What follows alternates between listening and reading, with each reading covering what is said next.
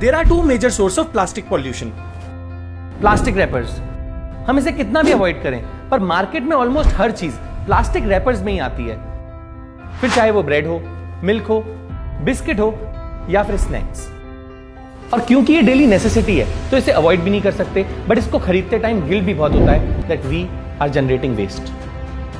Actually problem यह है कि इन पैकेट्स को रद्दी वाला भी नहीं लेता, और अगर इन्हें डस्टबिन में डाल दें तो ये पैकेट्स रिसाइकिल नहीं होते और इसी वजह से वेस्ट पाइल अप होता जा रहा है। Plastic bottles, we try to avoid plastic bottles a lot, but almost सारे सॉफ्ट ड्रिंक्स प्लास्टिक बॉटल्स में ही आते हैं। So no matter how much we avoid it, we end up buying it. This will surely surprise you, but according to the reports, the world's population consumes 1 million plastic bottles every minute. And there is a solution to both the problems. These eco-bricks.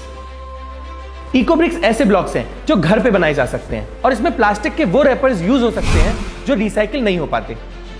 तो let's see कि ये eco-BRICS कैसे बनाए जाते हैं। जो भी rappers को रिसाइकिल नहीं किया जा सकता उसे फेंके नहीं, बल्कि उसे क्लीन कर लें और फिर अच्छे से सुखा लें।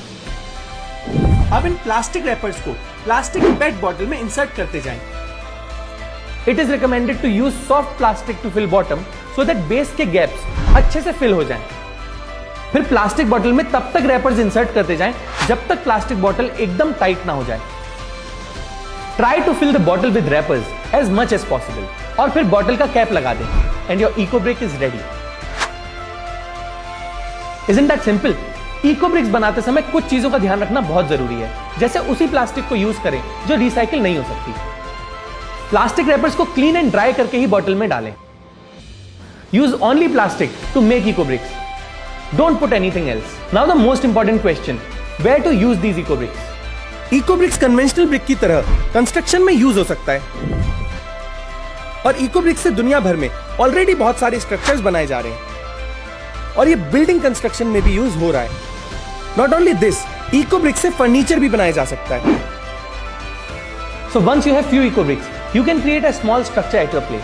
और अगर आप कोई स्ट्रक्चर नहीं बनाना चाहते हैं तो देयर आर फ्यू ऑर्गेनाइजेशन जो इको ब्रिक्स एक्सेप्ट कर रही हैं। वी हैव फाउंड फ्यू जो हम कमेंट सेक्शन में मेंशन कर देंगे। तो अगर आपको भी अपनी सिटी में ऐसी ऑर्गेनाइजेशन पता है जो इको ब्रिक्स एक्सेप्ट कर रही हैं तो प्लीज उसे कमेंट सेक्शन में जरूर मेंशन करें।